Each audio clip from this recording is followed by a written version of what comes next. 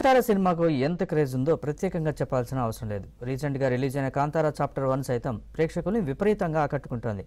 అయితే ఈ మూవీ చూస్తున్న సమయంలో పలువురు ప్రేక్షకులకు పూనకాలు వస్తున్నాయి. ఓ థియేటర్లో సినిమా చూస్తున్న మహిళకు పూనకం వచ్చింది. దీంతో కుటుంబ సభ్యులు ఆమెను శాంతింపజేశారు. ఈ ఘటనకు సంబంధించిన వీడియో ప్రస్తుతం వైరల్ గా మారింది.